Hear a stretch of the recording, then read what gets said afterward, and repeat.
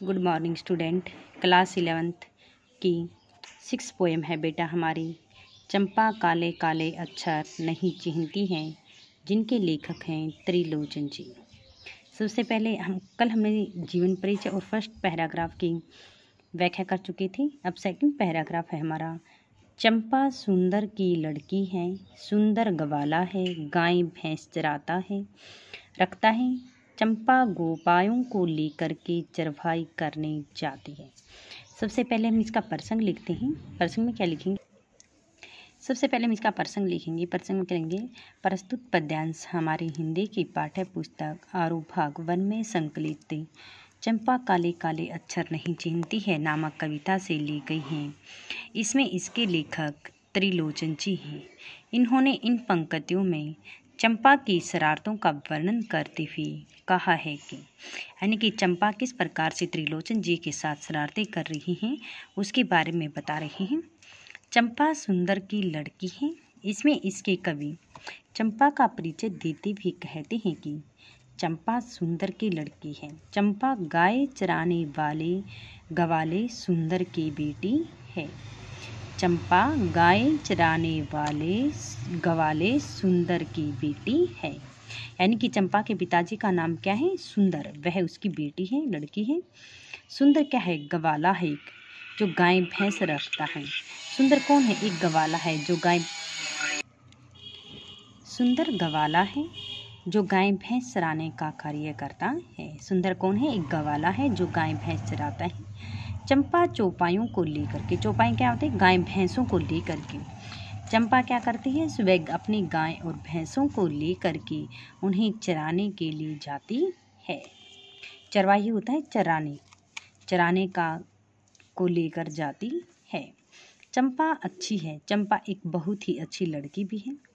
और वह क्या करती, क्योंकि अपने परिवार के कार्य करते समय चंपा क्या करती है? प्रतिदिन यानी कि चंपा प्रतिदिन पशुओं को लेकर के चराने के लिए जाती है। सभी प्रकार के अब चंपा अपने कर्तव्यों का पालन करती है। चंपा अच्छी है। चंपा व्यवहार में भी बहुत अच्छी है। उसका जो व्यवहार है नटखट भी है और उसका जो व्यवहार है वह चंचलता से भरा हुआ है। यानी कि वह शरारती है, कभी कभी उद्यम भी करती है।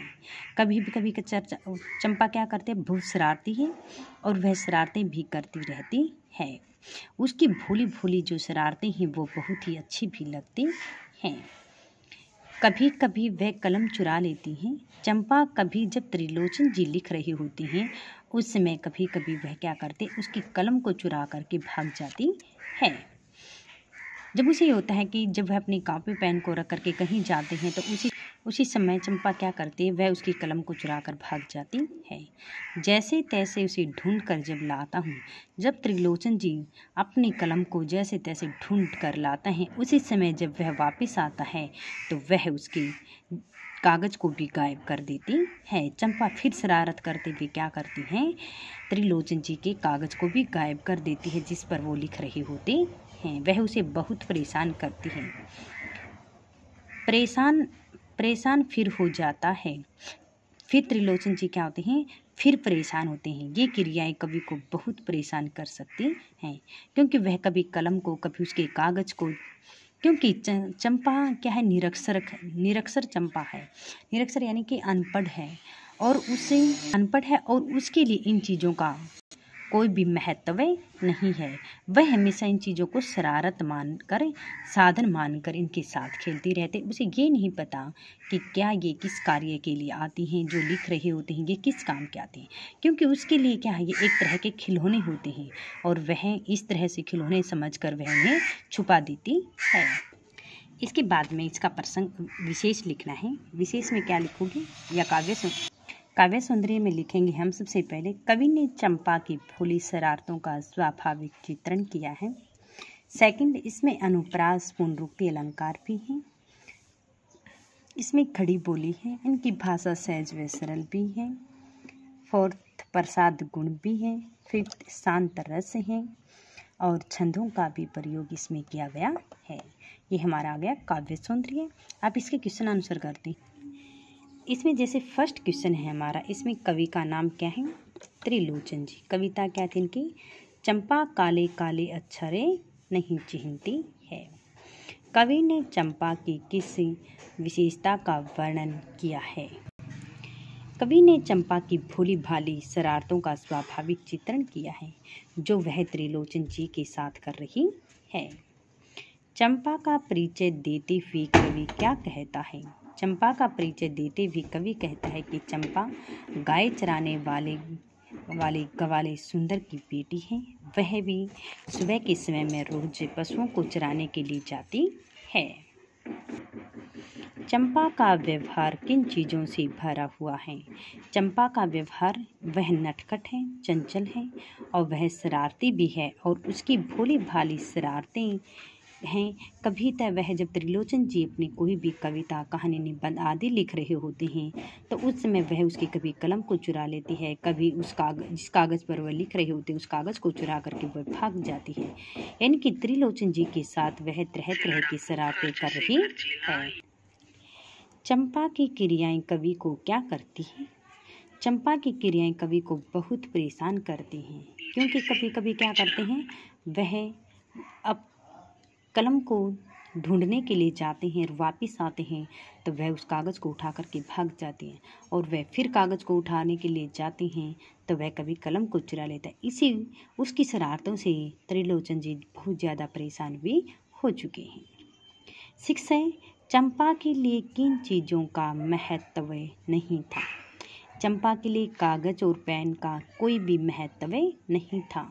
क्यों नहीं था? क्योंकि वह अनपढ़ थे। उसे ये नहीं पता कि कागज़ और पेन हमारे जीवन के भविष्य हैं, हमारा भविष्य भी बना सकते हैं, क्या काम आ सकते हैं। क्योंकि वह क्या मानते थे, वह तो इन चीज़ों के साथ खेलती रहती है, शरारतें करती रहती है, क्योंकि उसके लिए तो क्या थी, ये चीज़ें एक साधन है जिनके साथ वह खिलौना मानती है, खेलने की चीज़ें हैं।